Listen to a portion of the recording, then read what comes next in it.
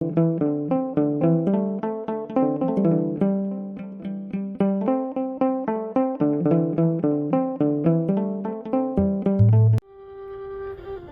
አብ ወወልድ ወመንፈስ ቅዱስ አሐዱ አምላክ አሜን።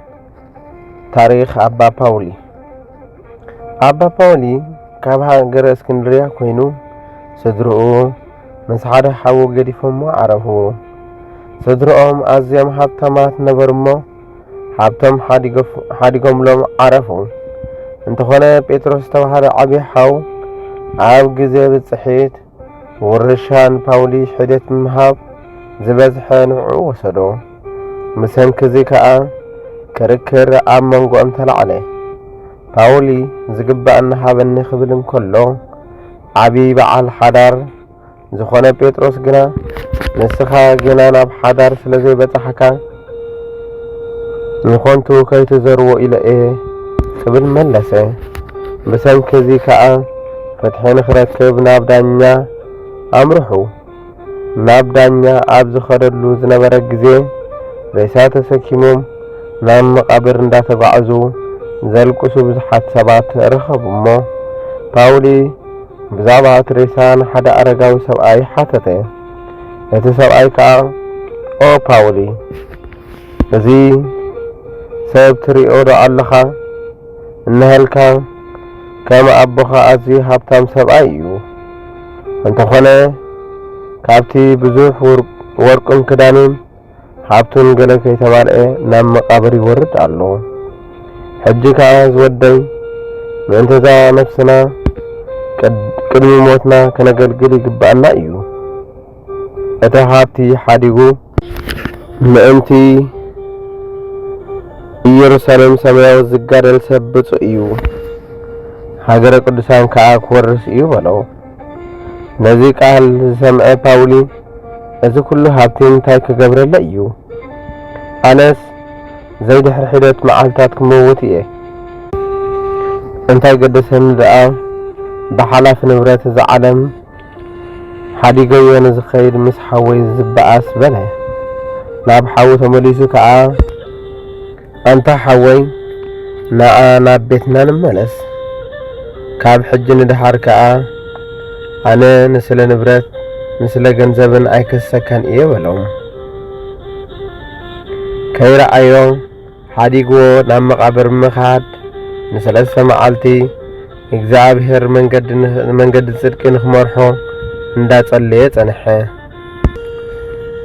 እግዚአብሔር መልአኹ ልኢኹ ከዓ ናብ ኣዝዩ ርሑቕ ዝኾነ በዓቲ መርሖ እሞ ካብቲ ኣብኡ ዘሎ ሓይዝ እንዳሰተየ ን80 ዓመታት ሰብ ከይረኣየ ብፀምን ጸሎትን ተባሕትዎ ተጸሚዱ ኣብኡ ተቐመጠ።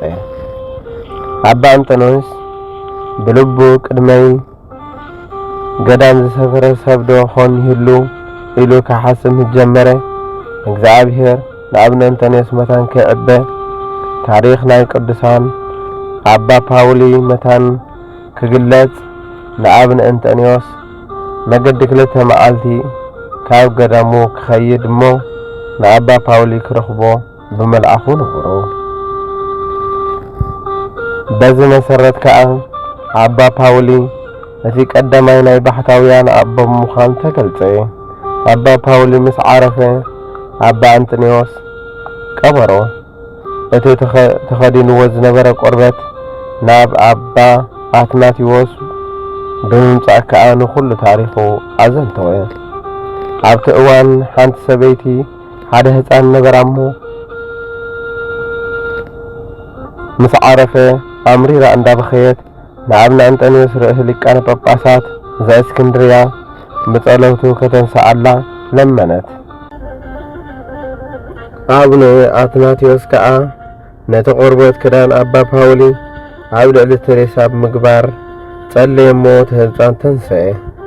ብኸምዚ ከዓ ዜና ገድሉ ናብ ኩሉ በጽሐ። ዕረፍቱ 2 ለካቲት እዩ። በረከቱን ጸሎቱን ጸጋ ኣምላኹን ምስ ኩልና ይኹን አሜን። ስብሐት ለእግዚአብሔር ወለወላዲቱ ድንግል ولመስቀሉ ክቡር ይተአኩ። በስመ አብ ወወልድ ወመንፈስ ቅዱስ አሐዱ አምላክ አሜን። ታሪክ አባ ፓውሊ። አባ ፓውሊ ካብ ሃገረ እስክንድርያ ኮይኑ ስድርኡ ምስ ሓደ ሓዉ ገዲፎሞ ዓረፉ። ስድርኦም ኣዝዮም ሃብታማት ነበሩ እሞ ሃብቶም ሓዲጎምሎም ዓረፉ። እንተኾነ ጴጥሮስ ዝተባሃለ ዓብዪ ሓው ኣብ ግዜ ብፅሒት ውርሻ ንፓውሊ ሕደት ብምሃብ ዝበዝሐ ንዑ ወሰዶ። ምሰንኪ እዚ ከዓ ክርክር ኣብ መንጎኦም ተላዕለ። ፓውሊ ዝግባእ ሃበኒ ክብል እንከሎ ዓብዪ በዓል ሓዳር ዝኾነ ጴጥሮስ ግና ንስኻ ገና ናብ ሓዳር ስለ ዘይበፅሓካ ንኾንቱ ከይትዘርዎ ኢለ እየ ክብል መለሰ። ብሰንኪ እዚ ከዓ ፍትሒ ንኽረክብ ናብ ዳኛ ኣምርሑ። ናብ ዳኛ ኣብ ዝኸደሉ ዝነበረ ግዜ ሬሳ ተሰኪሞም ናብ መቃብር እንዳተጓዓዙ ዘልቅሱ ብዙሓት ሰባት ረኸቡ እሞ ፓውሊ ብዛዕባ እቲ ሬሳ ንሓደ ኣረጋዊ ሰብኣይ ሓተተ። እቲ ሰብኣይ ከዓ ኦ ፓውሊ እዚ ሰብ ትሪኦ ዶ ኣለኻ? እንህልካ ከም ኣቦኻ ኣዝዩ ሃብታም ሰብኣይ እዩ። እንተኾነ ካብቲ ብዙሕ ወርቁን ክዳኑን ሃብቱን ገለ ከይተማልአ ናብ መቃብር ይወርድ ኣሎ። ሕጂ ከዓ ዝወደይ ምእንተዛ ነፍስና ቅድሚ ሞትና ከነገልግል ይግባአና እዩ። እቲ ሃብቲ ሓዲጉ ምእንቲ ኢየሩሳሌም ሰማያዊ ዝጋደል ሰብ ብፁዕ እዩ፣ ሃገረ ቅዱሳን ከዓ ክወርስ እዩ በለው። ነዚ ቃል ዝሰምዐ ፓውሊ እዚ ኩሉ ሃብቲ እንታይ ክገብረለ እዩ? ኣነስ ዘይድሕሪ ሒደት መዓልታት ክመውት እየ። እንታይ ገደሰኒ ደኣ ብሓላፊ ንብረት እዚ ዓለም ሓዲገዮ ንዝኸይድ ምስ ሓወይ ዝበኣስ በለ። ናብ ሓዊ ተመሊሱ ከዓ ኣንታ ሓወይ ንዓ ናብ ቤትና ንመለስ፣ ካብ ሕጂ ንድሓር ከዓ ኣነ ንስለ ንብረት ንስለ ገንዘብን ኣይክሰካን እየ በሎም። ከይረኣዮ ሓዲግዎ ናብ መቃብር ምኻድ ንሰለስተ መዓልቲ እግዚኣብሔር መንገዲ ጽድቂ ንኽመርሖ እንዳጸለየ ጸንሐ። እግዚኣብሔር መልኣኹ ልኢኹ ከዓ ናብ ኣዝዩ ርሑቕ ዝኾነ በዓቲ መርሖ እሞ ካብቲ ኣብኡ ዘሎ ሓይዝ እንዳሰተየ ን80 ዓመታት ሰብ ከይረኣየ ብጾምን ጸሎትን ተባሕትዎ ተጸሚዱ ኣብኡ ተቐመጠ። ኣባ እንጦንዮስ ብልቡ ቅድመይ ገዳም ዝሰፈረ ሰብ ዶ ኾን ይህሉ ኢሉ ክሓስብ ጀመረ። እግዚኣብሔር ንኣብነ እንጦንዮስ መታን ከይዕበ ታሪኽ ናይ ቅዱሳን ኣባ ፓውሊ መታን ክግለጽ ንኣብነ እንጦንዮስ መገዲ 2 መዓልቲ ካብ ገዳሙ ክኸይድ እሞ ንኣባ ፓውሊ ክረኽቦ ብመልኣኹ ነግሮ። በዚ መሰረት ከዓ ኣባ ፓውሊ እቲ ቀዳማይ ናይ ባሕታውያን ኣቦ ምዃን ተገልጸ። ኣባ ፓውሊ ምስ ዓረፈ ኣባ እንጦንዮስ ቀበሮ። እቲ ተኸዲንዎ ዝነበረ ቆርበት ናብ ኣባ ኣትናቴዎስ ብምምጻእ ከዓ ንኹሉ ታሪኹ ኣዘንተወ። ኣብቲ እዋን ሓንቲ ሰበይቲ ሓደ ህፃን ነበራ እሞ ምስ ዓረፈ ኣምሪራ እንዳበኸየት ንኣብነ እንጦንዮስ ርእሲ ሊቃነ ጳጳሳት ዘእስክንድርያ ብጸሎቱ ከተንስኣላ ለመነት። ኣቡነ ኣትናቴዎስ ከዓ ነቲ ቆርበት ክዳን ኣባ ፓውሊ ኣብ ልዕሊ ተሬሳ ብምግባር ጸለየ እሞ እቲ ህፃን ተንስአ። ብኸምዚ ከዓ ዜና ገድሉ ናብ ኩሉ በጽሐ። ዕረፍቱ 2 ለካቲት እዩ። በረከቱን ጸሎቱን ጸጋ ኣምላኹን ምስ ኩልና ይኹን አሜን።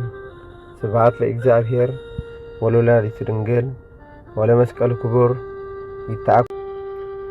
በስመ አብ ወወልድ ወመንፈስ ቅዱስ አሐዱ አምላክ አሜን።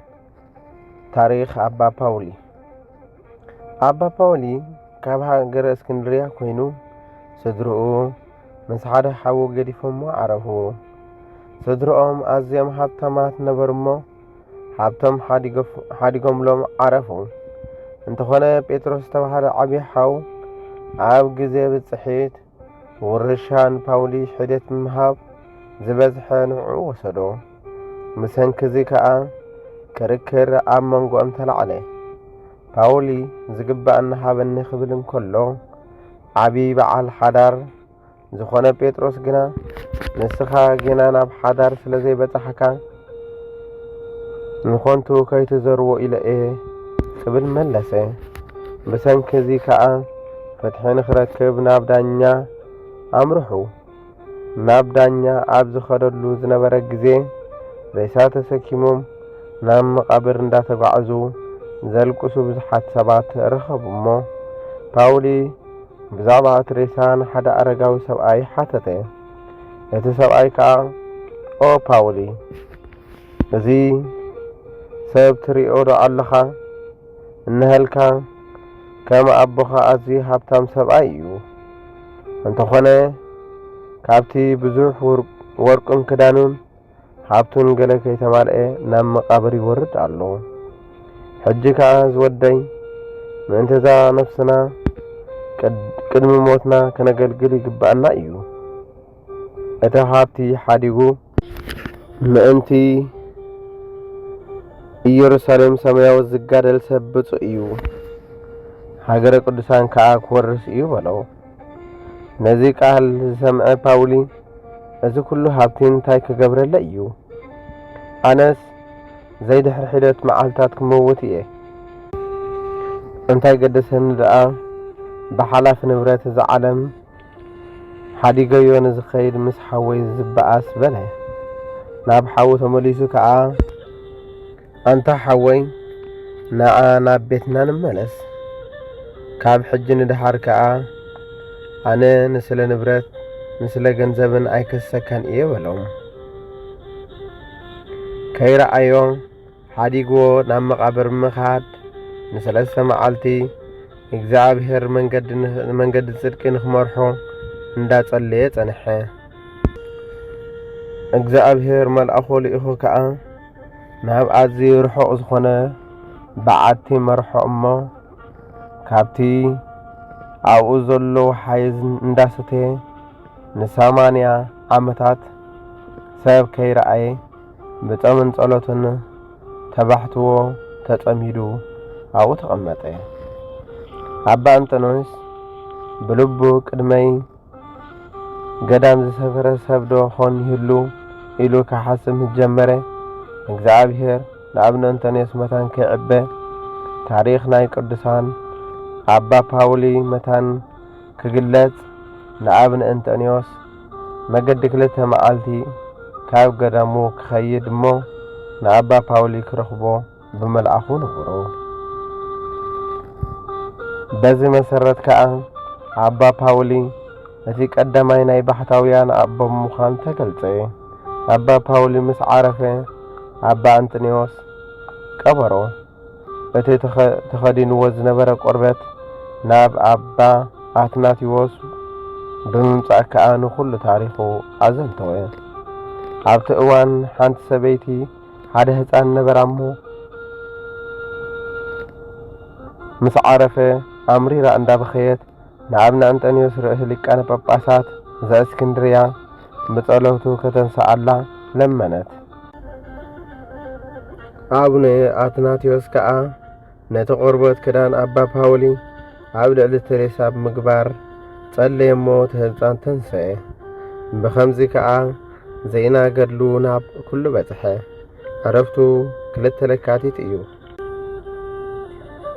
በረከቱን ጸሎቱን ጸጋ ኣምላኹን ምስ ኩልና ይኹን ኣሜን።